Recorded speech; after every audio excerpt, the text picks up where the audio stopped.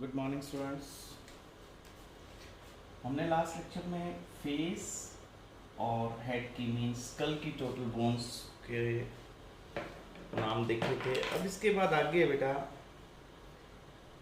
Next topic है face. Face के बाद में अब जैसे एक बोन यहाँ होती है टंग के बेस में यहाँ, तो उसको कहते हैं हाइड बोन। मैं फिर से रिपीट कर रहा हूँ, क्रेनियम में हमने कितनी बोन्स देखी थी? 8। फेस में हमारे पास कितनी थी? 14।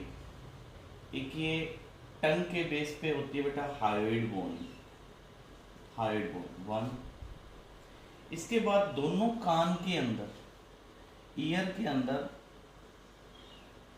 ये बोन्स है बेटा, ऐसे ये होते हैं ईयर ऑसिकल्स। ईयर ऑसिकल्स कौन से बेटा? Steps, incus, malleus. ये दोनों के अंदर हमारे कितने हो जाएंगे? 6, 3 into 2। तो ये देखिए बेटा 22, 23 और 6, 29 बोन्स होगी यहां तक हमारी। इसके बाद नेक्स्ट है बेटा वर्टिबल कॉलम। वर्टिबल कॉलम में रीढ़ की हड्डी में हमारे पास रिंग्स होते हैं, रिंग्स वर्टिब्राई इस तरह से होती है हमारी वर्टिबल कॉलम, ऐसे। इसमें ऐसे रिंग्स मिलते हैं बेटा। सबसे अपर जो होता है उसको कहते हैं एटलस, सेकेंड रिंग को हम कहते हैं बेटा एक्सिस। तो कितने रिंग्स हैं हमारे पास? इसमें 33 रिंग्स हैं बेटा। वर्टिबल कॉलम में हमारे पास 33 रिंग्स हैं। तो 33 रिंग्स हैं, लेकिन हम इनको काउंट 26 करते हैं। कौन कौन से हैं? यहाँ पे फर्स्ट जो होते हैं 7, उनको कहते हैं बेटा सर्वाइकल 7। उसके बाद 12 होते हैं बेटा थ्योरेसिक, ये फिर होते हैं बेटा 5 लंबर, फिर होते हैं बेटा 5 सैक्रल, और लास्ट में 4 जो होते हैं वो होते हैं बेटा कॉक्सीजियल। तो ये जब आप टोटल करेंगे ना, नंबर इज 33। बट ये जो लास्ट में 5 है ये फ्यूज्ड है, ये 4 है ये भी फ्यूज्ड है। तो जब फ्यूज हो गए तो अब फॉर्मूला बन गया बेटा C7 T12 L5 S5 C4। ये फ्यूज्ड है तो इनके ऊपर ब्रैकेट लगा देंगे एंड नाउ नंबर इज 26। अब तक हमने कितनी बोन्स टोटल गिन लिया, मैं फिर से बता रहा हूं बेटा। क्रेनियल बॉक्स में कितनी बोन्स थी? सिर में 8। फेस में हमने कितनी बोन्स गिनी थी? 14। एक बोन हमारे पास कौन सी थी? हाइड, टंग बेस पे। उसके बाद बेटा ईयर ऑसिकल्स में कितनी थी? ईयर ऑसिकल्स में दोनों साइड 6 थी। स्टेप्स, इंकस, मैलियस, ये दोनों साइड। ये स्टेप सबसे स्मॉलेस्ट बोन होती है बेटा। इनको टोटल करेंगे कितने हो जाएंगे बच्चों? 29। अब बेटा ये आगे वर्टिबल कॉलम के, वर्टिबल कॉलम के अंदर हमारे पास है 26। ये कितने हो जाएंगे? 55। ये कर्ड क्यों है? एक कर्ड के कारण ही जो मास है वो सेंट्रल पोजीशन में रहता है, और इरेक्ट पोजीशन जो हमारी इरेक्ट पोस्चर है ये पॉसिबल है due to this wave like structure, ये कर्व्स के कारण। अब नेक्स्ट है बेटा, अब हमारी बोन्स हो गई है 55। अब इसके बाद रिब्स, रिब केज जो होता है, उस रिब केज में यहां पे आगे की तरफ ये स्ट्रक्चर है बेटा, इसको क्या कहेंगे? स्टर्नम। चेस्ट के बिल्कुल सेंटर में, थोरेसिक कैविटी के सेंटर में ये डैगर लाइक, एक भाले के जैसा स्ट्रक्चर है। इसमें यहां से ये रिब्स ज्वाइंटेड है यहाँ पे, और ये पीछे वर्टिबल कॉलम में जुड़ती है बेटा। रिब्स दोनों साइड 12 पेयर्स हैं, दोनों साइड 12 पेयर्स हैं। उनमें जो अपर 7 है बेटा, फर्स्ट 7 जो होंगे उनको हम कहते हैं ट्रू रिब्स। 7 पेयर जो होंगे, यानी कितनी हो जाएंगी? 7 into 2 14 क्या होगी? ट्रू रिब्स होगी। इसके बाद 8th 9th और 10th इस 7th के साथ आके जुड़ते हैं। 8th 9th और 10th ये पीछे किससे जुड़ रही है? ये वर्टिबल कॉलम से जुड़ रही है बेटा, ऐसा। ये तो आगे हमारे पास 3 हो गई हैं फॉल्स, 3 into 2 6 फॉल्स रिब्स, और 2 नीचे यहां जो होती हैं वो आगे इन रिब्स से नहीं जुड़ती, नीचे रहती हैं, तो इनको कहते हैं बेटा फ्लोटिंग रिब्स। तो ये कितनी है बेटा 2 into 2 4, 4 क्या हो जाएंगी फ्लोटिंग, तो 14 6 और 4 कितनी हो जाएंगी बेटा 24। मैं फिर से रिपीट कर रहा हूं, there are 12 pairs of the ribs, 7 are true, 3 are false and next 2 are floating. ये 7 ट्रू है क्योंकि ये यहाँ स्टर्नम से जुड़ती हैं और पीछे जाके वर्टिबल कॉलम से, और ये 8th 9th और 10th 7 से आके जुड़ रही है, दे आर फॉल्स। एंड ये जो 11th और 12th है ये पीछे वर्टिबल कॉलम से जुड़ रही है, बट यहाँ आगे स्टर्नम से नहीं जुड़ती, इनको हम फ्लोटिंग रिब्स बोलते हैं। तो अब हमने पहले कितनी काउंट की थी 55, और ये 24 क्या होगी बेटा रिब्स। एक जो यहां पे ये बोन है, this one, this is sternum, this is sternum, तो ये हो जाएगी बेटा 1, कितनी हो जाएंगी टोटल 80। तो हमारे पास यहां तक 80 बोन्स हो चुकी है, ठीक है। इन 80 बोन्स के बाद अब हमने आगे गिल्डल्स पढ़ने बेटा, तो मतलब 80 बोन्स हमारी सेंट्रल लाइन के साथ मौजूद है, क्रेनियल बॉक्स में, फेस में, उसके बाद ईयर में, फिर वर्टिबल कॉलम में, और फिर बेटा आगे रिब्स, स्टर्नम, ये जो केज लाइक स्ट्रक्चर बनता है, यहाँ पे लंग्स होते हैं, हमने ब्रीदिंग रेस्पिरेटरी सिस्टम पढ़ा है। अब नेक्स्ट है बेटा गिल्डल्स। गिल्डल्स 2 हैं हमारे पास, हाँ जी बेटा। गिल्डल्स होते क्या हैं, जहां पर हाथ और पैरों की बोन्स जुड़ती हैं। तो girdles, what are girdles? Girdles are actually the point where articulation of the limb bones, articulation of limb bones, जहां हमारे limb bones वाके ज्वाइंट होती हैं वो गिल्डल्स हैं बेटा। 2 गिल्डल हैं हमारे पास, एक तो शोल्डर गिल्डल जिसको पेक्टोरल गिल्डल भी कहेंगे, पेक्टोरल गिल्डल।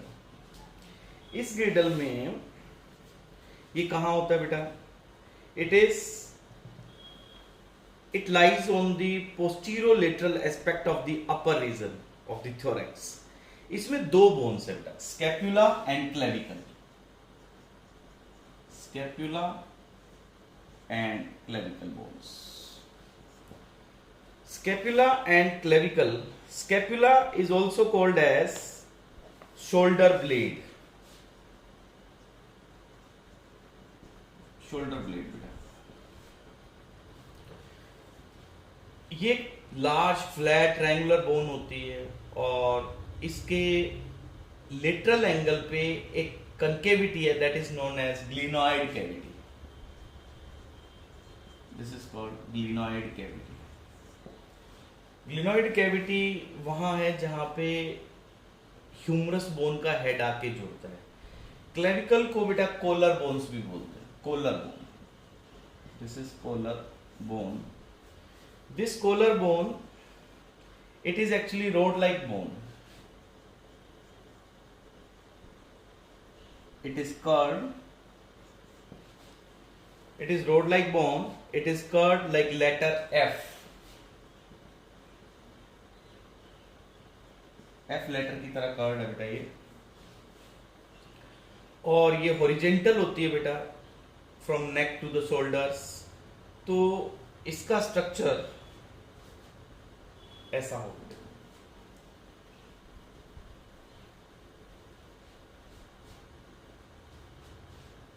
स्कैपुला का स्ट्रक्चर ऐसा रहता है इस बोन का, यहाँ पे इस जगह पे एक क्लेविकल बोन है बेटा, और यहाँ पे आके हमारे हाथ की ऊपर वाली बोन जुड़ती है, दैट इज ह्यूमरस बोन। ये this is scapula, this is collar bone, clavicle. Function क्या हुआ इस गिल्डल का? गिल्डल में ये दोनों आगे बेटा, ये गिल्डल, ये दोनों साइड है, क्लेविकल और स्कैपुला, लेफ्ट हैंड की तरफ भी और राइट हैंड की तरफ भी। तो इस गिल्डल में कितनी बोन्स होगी? देखो, एक होगी स्कैपुला 1, एक होगी बेटा क्लेविकल 1, तो 2 होगी, 2 गिल्डल,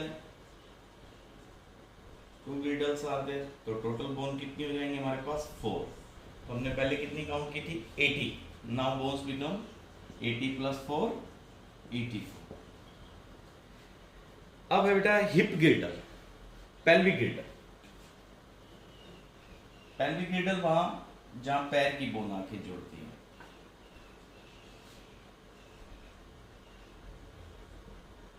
pelvic girdle, pelvic girdle lower part of the trunk में बेटा, इसमें 3 बोन्स होती हैं, इलियम, इस्चियम और प्यूबिस। इट इंक्लूड्स इलियम,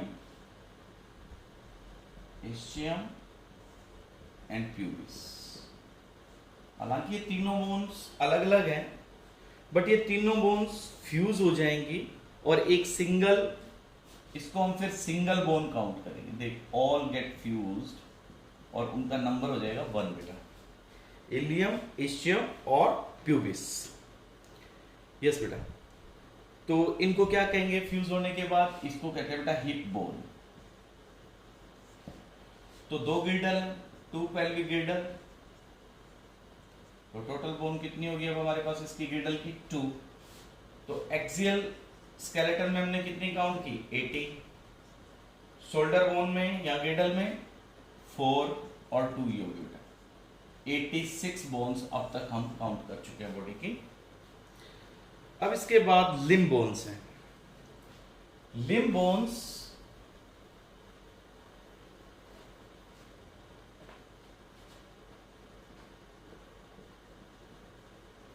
पैरों में बोन्स, हाथों में कौन कौन सी बोन्स है? लिम्ब बोन्स में बेटा आर्म बोन्स पहले, यस, इनमें दोनों हाथों में, किसी भी हाथ में आप देखें तो टोटल कितनी बोन है? 30 बोन्स। और दोनों हाथों में कितनी हो जाएंगी बेटा? 60 बोन्स। तो इनमें अपर आर्म में जो फर्स्ट बोन है यहां हाथ में, दैट इज ह्यूमरस। देखो ऐसे, ये पेक्टोरल गिल्डल से जुड़ने के बाद ये फर्स्ट बोन जो है ये कहां जुड़ेगी? ग्लिनाइड कैविटी में। ये अपर आर्म में जो बोन है दैट इज ह्यूमरस। फिर रेडियस और अल्ना यहां पे फोर आर्म में,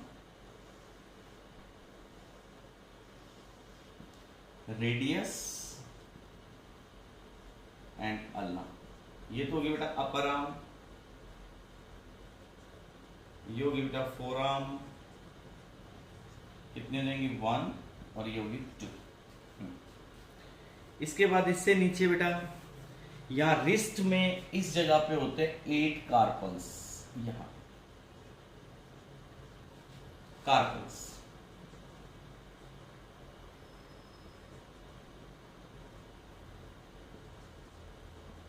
रिस्ट में हो गए बेटा कार्पल्स कितने? 8। इसके बाद मेटाकार्पल्स 5।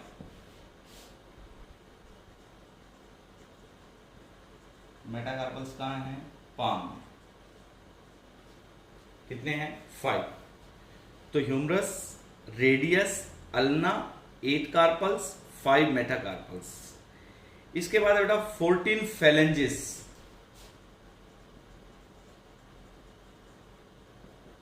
ये कहां है? उंगलियों में। 14 फेलेंजेस इन फिंगर्स, काउंट करिए कितनी हो जाएंगी? ये 30। तो अब तक हमारी टोटल बोन्स कितनी हो गई हैं? देखो बेटा, हाँ जी, एक्सियल स्केलेटन में कितनी थी? 80, पेक्टोरल गिल्डल में 4, पेल्विक गिल्डल में 2 और यहां पे आर्म्स में कितनी होगी? 60। तो 86 प्लस 60, तो 146 बोन्स काउंट कर लिया हमने। अब इसके बाद last segment leg bones. Limb bones में हमने आर्म्स की बोन्स देखिए बेटा, अब है लेग बोन्स, पैरों में कौन सी बोन्स? इनमें बेटा सबसे ऊपर बोन है फीमर, लॉन्गेस्ट बोन फीमर, कितनी? 1। फीमर बोन कहां होती है?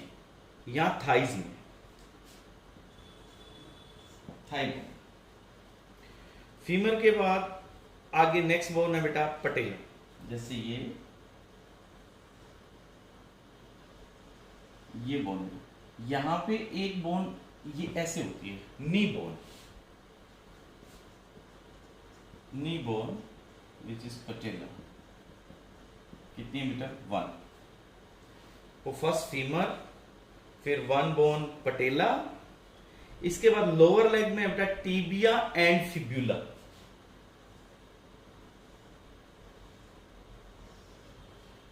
Tibia and fibula.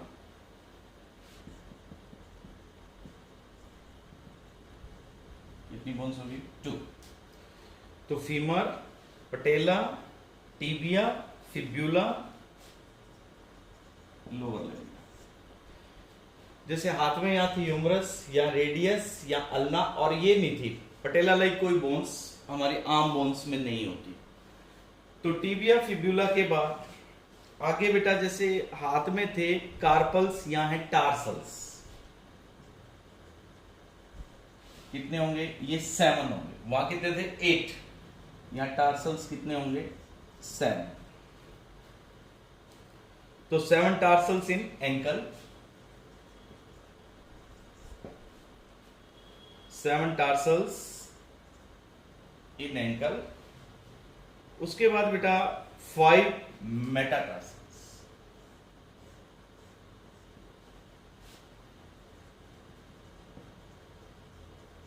मेटाटार्सल्स कितने होंगे? 5। यस, ये कहां है बेटा? सोल में। और फिर 14 फेलेंजेस, सेम वही जो हाथों में थे, 14 phalanges in the toys. Total कितनी होगी? 30। एक पैर में 30 बेटा, तो दोनों में कितनी हो जाएंगी? 60। तो इसको 30 इंटू में 2 60। अब इसमें 60 और ऐड कर दो, ये आपके पास नंबर आ गया 206। तो टोटल बोन्स हमने काउंट कर ली, 206 बोन्स।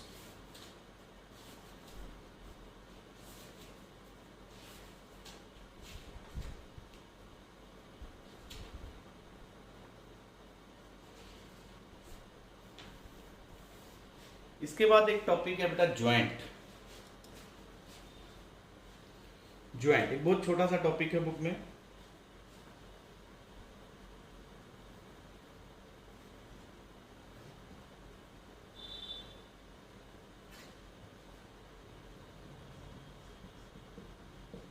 ज्वाइंट, ज्वाइंट किस लिए एसेंशियल है? ज्वाइंट होता क्या है? जहां दो बोन्स मिलती हैं,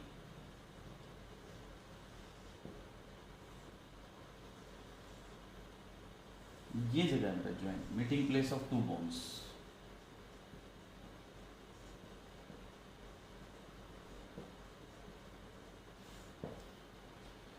हर तरह की मूवमेंट इन ज्वाइंट से ही होती है। लोकोमोशन मूवमेंट्स जो है वो ज्वाइंट से ही होंगी। ज्वाइंट्स वो पॉइंट है जहां पे दो बोन्स मिलती हैं या बोन्स और कार्टिलेजेस मिलते हैं। अब ज्वाइंट्स को उनकी मूवमेंट के अकॉर्डिंग हम 3 टाइप्स में डिवाइड करते हैं। एक ज्वाइंट तो फाइब्रस ज्वाइंट, सेकेंड ज्वाइंट होता है बेटा cartilaginous joint,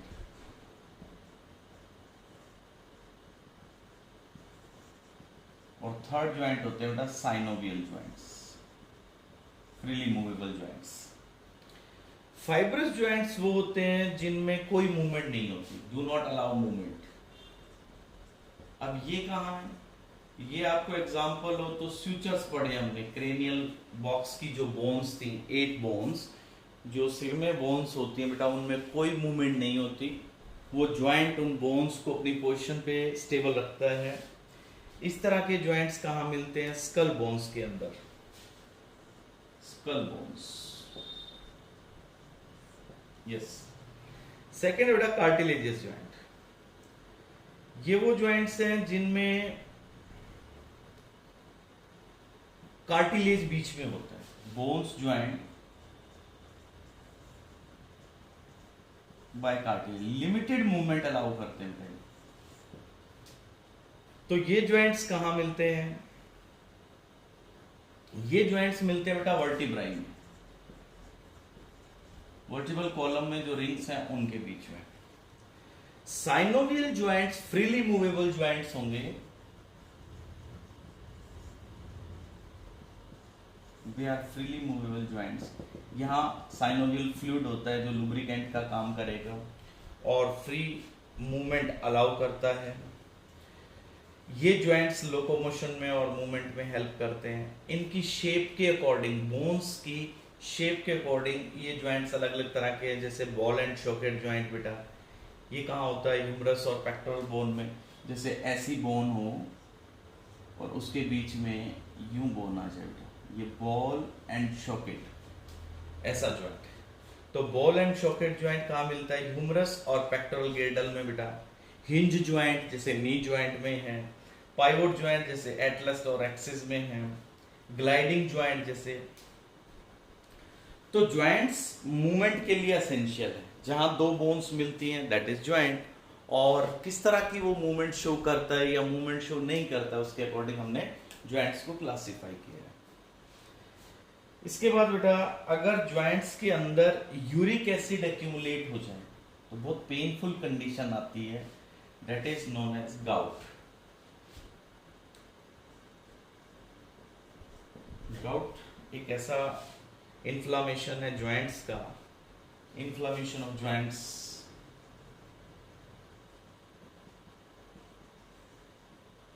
due to accumulation of uric acid. Uric acid crystals आ जाएं ज्वाइंट्स के बीच में, एक पेनफुल कंडीशन होती है, that is gout. Second is arthritis. Arthritis का मतलब कि इन्फ्लामेशन ऑफ ज्वाइंट्स हो, inflammation of joints. Third condition बेटा ओस्टियोपोरोसिस। ओस्टियोपोरोसिस ये एक एज रिलेटेड डिसऑर्डर है जिसमें बोन मास डिक्रीज करता है, डेंसिटी डिक्रीज करती है, बोन्स हल्की होगी, डिक्रीज बोन मास। मतलब अगर बोन्स का कैल्शियम रिमूव हो जाए, हार्मोनल डिस्टरबेंस हो जाए, कौन कौन से हार्मोन, कैल्सिटोनिन और पीटीएच, ये डिस्टर्ब हो तो बोन से अगर सॉल्ट ज्यादा आता है तो बोन का मास कम होता है, it will lead to the problem osteoporosis. इसके बाद है बेटा मसल का disorder tetany. Rapid contraction in muscle due to low calcium, rapid contraction in muscles, it will lead to the problem muscle tetany. Yes बेटा। इसके बाद एक problem है मस्कुलर डिस्ट्रॉफी। अगर आपने न्यूज में देखा तो एक बच्चे को अभी न्यूज में आया था, उसको प्रॉब्लम थी मस्कुलर डिस्ट्रॉफी की, और उसके लिए एक इंजेक्शन फौरन से मंगवाया गया बेटा, बहुत कॉस्टली था। उसके लिए लोगों से हेल्प ली उस बच्चे के पेरेंट्स ने, और फिर वो इंजेक्शन अरेंज हुआ और गवर्नमेंट ने उस इंजेक्शन पे जो टैक्स था वो भी माफ कर दिया था, तो वो कम पैसे में अवेलेबल हुआ था। आप न्यूज में चेक करिएगा। तो मस्कुलर डिस्ट्रॉफी क्या होती है बेटा? Progressive degeneration of skeletal muscle. ये एक जेनेटिक डिसऑर्डर है,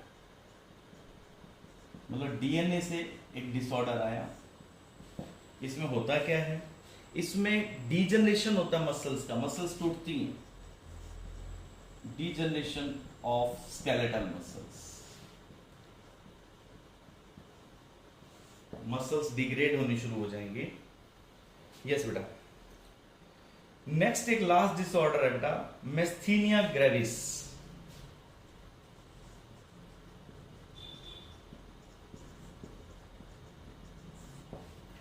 ये एक ऑटो इम्यून डिसऑर्डर है जिसमें न्यूरोमस्कुलर जंक्शन अफेक्ट होता है, यानी जहां पे नर्व्स, जैसे ये न्यूरॉन में से लेके आए, इन न्यूरॉन किसके पास आया, मसल के, और ये कौन सा जंक्शन है, न्यूरोमस्कुलर जंक्शन।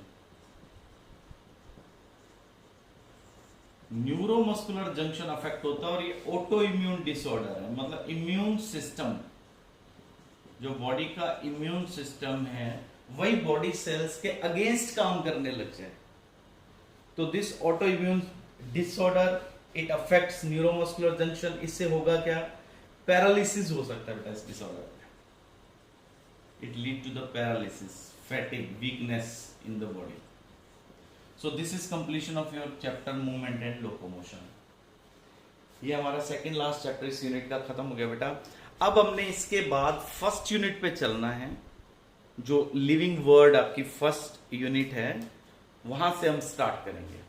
और ये ब्रेन वाला चैप्टर जो रहा है वो हम बाद में करेंगे, लास्ट में।